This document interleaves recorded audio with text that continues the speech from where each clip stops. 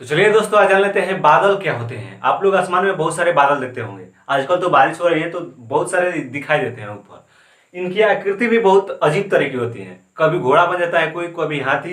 इनकी आकृति ऐसे ही दिखाई देने लगती है। ये बादल जो होते हैं, जिसको इंग्लिश में क्लाउड्स बोलते हैं, ये बनते कैसे हैं और ये होते कैसे हैं। और एक बादल का वजन जो होता है ना, 5,000 किलो यानी 100 हाथियों के बराबर होता है एक बादल का वजन। ये इमेजिंग फैक्ट्स के बारे में बात करेंगे लास्ट में वीडियो के।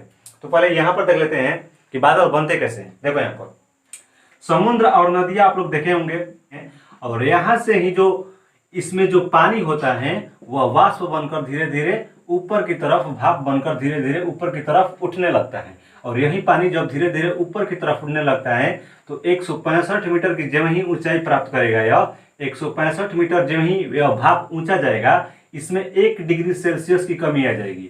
1 डिग्री सेल्सियस की कमी आ जाएगी। और यह करते करते बहुत ऊपर जाएगा। जब बहुत ऊपर जाएगा तो इसमें के तापमान में बहुत कमी आ जाएगी।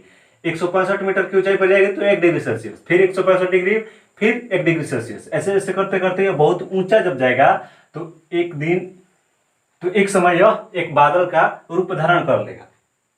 एक बादल का रूप धारण कर लेगा और इसकी तापमान बहुत कम हो जाएगी, क्योंकि हम लोग देख रहे हैं कि इसके तापमान में क्या हो रही है, गिरावट आ रही है। तो बादल जो होते हैं यह भाप ही होता है।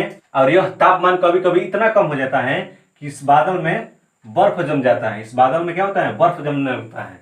क्योंकि हम लोग जब देखते हैं कभी कभी बारिश होती है तो बारिश के साथ बर्फ के टुकड़े भी आते हैं। यही भाप जो होता है इसके टेम्परेचर में गिरावट आ जाती है, तब ये क्या होता है, भाप जो होता है बर्फ में परिवर्तित हो जाता है। क्योंकि हम लोग जानते हैं कि जल जो होगा 0 डिग्री सेल्सियस, जब जल का तापमान हो जाएगा तो वह क्या बन जाएगा, बर्फ के टुकड़े में परिवर्तित हो जाएगा।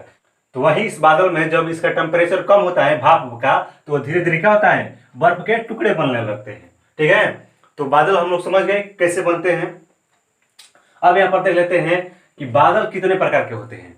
तो बादल एक उच्च होता है, एक मध्यम होता है और एक निचले स्तर का होता है। इसे ऐसे 3 भागों में बांटा जा सकता है। फर्स्ट देखते हैं, ये उच्च बादल होता है। जो सबसे ऊपर होता है उसको बोलते हैं उच्च बादल, हाई क्लाउड्स। ठीक है, इसकी ऊंचाई जो होती है 20,000 फीट होती है। 20,000 फीट, अगर इसे मीटर में बोला जाए तो 6,000 लगभग, इसे मीटर में कन्वर्ट किया जाए तो लगभग 6,000 मीटर ऊंचा होता है उच्च बादल। जब ये होता है ना, तो इसका मतलब हो गया कि यह क्या होगा, जब उच्च बादल होगा तो मौसम क्या होगा, साफ होगा।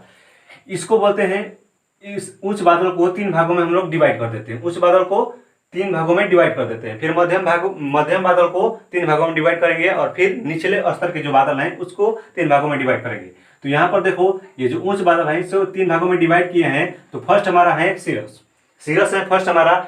यह ऊंचाई इसकी जो होती है 6,000 मीटर या इससे ऊपर हो सकता है। यह पतला परत होता है, पतला बादल होता है और यह पानी से बर्फ में तब्दील रहता है, यानी यह बर्फ ही रहता है। उच्च बादल जो होता है हमेशा बर्फ ही रहता है। ठीक है, यहां पर देखते हैं सेकंड नंबर, तो सीरोस्ट्रेटस। सीरोस्ट्रेटस इसको बोलते हैं और यह पतले एवं समरूप होता है। पतला क्या होता है, पतला यानी बहुत थिन होता है, पतला होता है। और समरूप यानी आप समझते हैं ना, मत पढ़ते होंगे तो, समरूप यानी होता है एक जैसा रूप, यानी समान रूप वाले बादल होते हैं। यह जैसे वृत्त, सभी वृत्त क्या होते हैं, सभी वृत्त समरूप होते हैं। और ये त्रिभुज हो गया तो ये छोटा त्रिभुज, तो ये दोनों क्या है, समरूप है। मत में पढ़े होंगे। नेक्स्ट हमारा है थर्ड नंबर, इसको बोलते हैं सीरोक्यूमुलस। सीरोक्यूमुलस, यह छोटा होता है और यह सफेद होता है और एक लाइन में बहता है। यह एक लाइन में बहता हुआ है। ये ऊपर वाला बादल जो होता है ग्रे कलर का होता है, लेकिन सूरज के रिफ्लेक्ट के कारण, परिवर्तन के कारण यह हमें सफेद दिखाई देता है। ठीक है, अब चलिए मध्यम प्रकार के बादल के बारे में बात कर लेते हैं। चलिए अब आगे देखते हैं। हम लोग जानेंगे कि बादल कैसे बनते हैं, यानी नदियों और समुद्रों से जब भाप बनकर ऊपर की तरफ उठने लगता है तो 165 डिग्री सेल्सियस पर जब ही जाएगा, इसके तापमान में 1 डिग्री सेल्सियस का गिरावट आ जाएगा। और यही धीरे धीरे भाप क्या होना है, यही धीरे धीरे भाप जो होता है बादल में परिवर्तित हो जाता है। ठीक है, अब उच्च प्रकार के बादल के बारे में हम लोगों ने पढ़ लिया कि जो 6,000 मीटर ऊपर या उससे ऊपर होते हैं, उस प्रकार के बादल को हम लोग उच्च बादल बोलते हैं। उसे 3 भागों में बांटते हैं। अब यहाँ पर सेकंड देखते हैं, मध्यम बादल। ये होते हैं 2,000 और 6,000 मीटर के बीच वाले बादल होते हैं मध्यम बादल। इसका एक और नाम से जानते हैं जिसको ऑल्टो बोलते हैं, ALTO, ऑल्टो बोलते हैं। ऑल्टो बादल भी बोलते हैं मध्यम प्रकार के बादल को। इससे क्या होता है, यह जब तूफान या बारिश जबरदस्त आती है, बर्फबारी होती है, तब इस बादल का निर्माण होता है। यह विरजा बारिश का भी करवाने का काम होते हैं। विरजा बोलते हैं VIRGA, विरजा बारिश। यह क्या होता है, यह ऐसी बारिश है जो कभी धरती पर आती ही नहीं है, यह ऊपर ही यह समाप्त हो जाती है, धरती पर आती नहीं है। यह विरजा बारिश भी कराने का काम करता है कौन, मध्यम बादल। ठीक है, यहाँ पर देखते हैं फर्स्ट इसका प्रकार, इसे दो भागों में बांटते हैं मध्यम प्रकार के बादल को। फर्स्ट होता है अल्ट्रोस्टेटस। अल्ट्रोस्टेटस यह क्या होता है, यह समूह में रहता है, ग्रुप में रहता है हमेशा। अंगूर को देखो ना, बिल्कुल वही उसी तरह यह ग्रुप में रहता है। यह ग्रे कलर का होता है, यह ग्रे कलर का होता है। और यह जब तूफान, तेज बारिश और बर्फबारी होती है तब इसका निर्माण होता है अल्ट्रोस्टेटस बादल का, जो किस प्रकार का है, मध्यम बादल का एक प्रकार है। और इसकी ऊंचाई कितनी है, 2000 से 6000 मीटर के बीच। ठीक है, यहाँ पर सेकंड देख लेते हैं एल्टोक्यूमुलस। एल्टोक्यूमुलस जो होता है गहरे रंग के बादल है, गहरे रंग के बादल हैं। और जब तेज बारिश हो रही होती है ना, जब तेज बारिश हो रही होती है तो अल्टोक्यूमुलस बादल यानी गहरे रंग का बादल का निर्माण होता है। ठीक है, अब लास्ट पढ़ लेते हैं, लास्ट जो है निचले बादल। अब ये थर्ड हम लोग देख लेते हैं निचले बादल। निचले बादल क्या होते हैं, तो ये आसमान में 2000 मीटर ऊपर या इससे नीचे हो सकते हैं। इसको बोलते हैं स्ट्रेटस बादल। स्ट्रेटस, व्हाट्सएप वाला स्टेटस मत याद करना, ये स्ट्रेटस होता है। ठीक है, यह घने एवं गहरे होते हैं, घने एवं गहरे होते हैं और आसमानों में फैले हुए होते हैं। ठीक है, अगर ध्यान से देखिएगा तो ये नीचे जो बादल होंगे और आसमानों में फैले होंगे वह होगा हमारा स्ट्रेटस यानी निचले बादल, निचले प्रकार के बादल वाले होंगे। तो निचले बादल को हम लोग 3 भागों में डिवाइड करते हैं। फर्स्ट हम लोग देख लेते हैं एस्ट्रोक्यूमुलस, क्योंकि इसे स्ट्रेटस बोला जाता है ना, इसीलिए इसको बोल देते हैं एस्ट्रेटोक्यूमुलस। यह गहरे होते हैं और ये गोलाकार होते हैं, गहरे रंग के होते हैं। गहरे रंग यानी गहरे रंग के होते हैं यह, और ये गोलाकार होता है और यह भारी बादल होता है। यह भारी बादल होता है। सेकेंड हम देख लेते हैं स्ट्रेटस। स्ट्रेटस जो होता है ये सेकंड प्रकार के बादल होते हैं निचले परत में। ये निचले बादल में सेकंड प्रकार के होते हैं स्ट्रेटस होते हैं, जो यह गहरे ग्रे कलर के होते हैं, गहरे ग्रे कलर के होते हैं। और ये बादल जब गर्म होता है इसका मतलब बारिश होगा है। स्ट्रेटस बादल जब गर्म होता है तब बारिश होता है, और यह जब ठंडा होगा इसका मतलब बर्फबारी होगा, यानी बारिश तो होगा उसके साथ बर्फ भी आएगा। ठीक है, यहाँ पर थर्ड नंबर देखो, यहाँ पर निम्बो स्ट्रेटस, निम्बो स्ट्रेटस, यह थर्ड प्रकार के बादल हैं।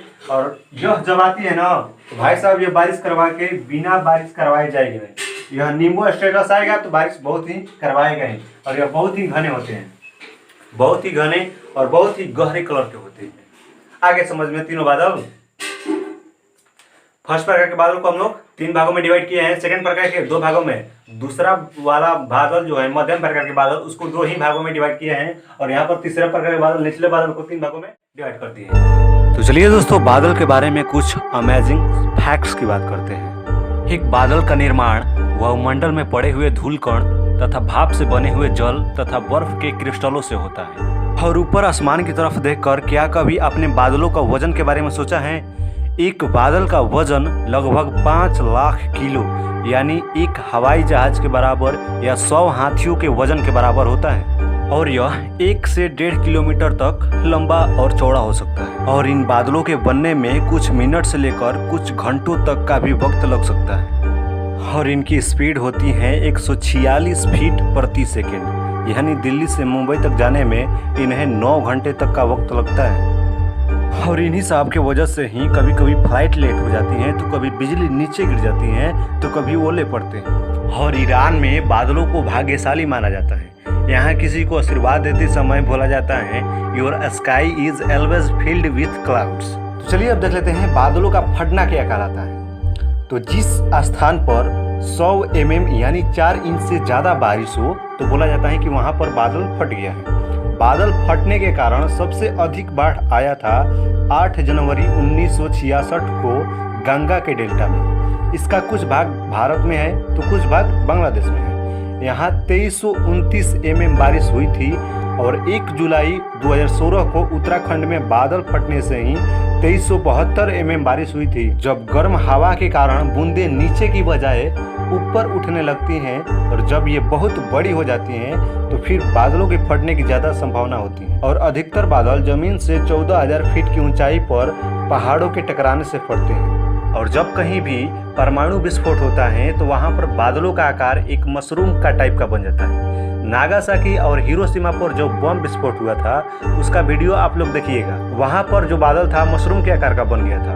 वह क्यों होता है? तो परमाणु बम के फटने से बहुत अधिक ऊर्जा मुक्त होती है और ये ऊर्जा अपने आसपास की हवा को गर्म करती है और गर्म हवा का घनत्व कम हो जाता है। ये गर्म हवा तेजी से ऊपर की तरफ जाने लगता है और ये अपने पीछे ट्यूब की आकार की जगह छोड़ती जाती है। ये इतने ऊपर जाती हैं जहाँ हवा का घनत्व इसके बराबर हो जाए और फिर ये चारों तरफ फैलने लगती है और ऊपर की हवा जो गर्म होती है वह नीचे की तरफ प्रेशर करती है जिससे अब फ्लैटर होकर एक मशरूम का जैसा बन जाता है। क्या कभी आपने सोचा है कि बादल जो होते हैं ये ऊपर टंगे क्यों रहते हैं? ये गुरुत्वाकर्षण के कारण नीचे क्यों नहीं गिर जाते? बादल जिस पानी के बूंदों से मिलकर बना होता है उस बूंदों की साइज बहुत ही कम होती है, लगभग 1 माइक्रोन साइज का होता है वो, और इसीलिए यह गुरुत्वाकर्षण के नियम को पालन नहीं करता। कुछ बादल लाल, सफेद और काले दिखाई देते हैं और ये सब होता है सूर्य के प्रकाश के कारण। सूर्योदय तथा सूर्यास्त के समय बादल जो होते हैं लाल कलर के दिखाई देते हैं और कभी कभी आपने देखा होगा उजला कलर के बादल। और उजले बादल जो होते हैं सूर्य के सभी प्रकाश को रिफ्लेक्ट कर देते हैं, परिवर्तित कर देते हैं। और ये काले बादल जो होते हैं बहुत ही मोटे और इसीलिए इन पर सूर्य के प्रकाश का कोई भी प्रभाव नहीं पड़ता और इसीलिए काले दिखाई देते हैं।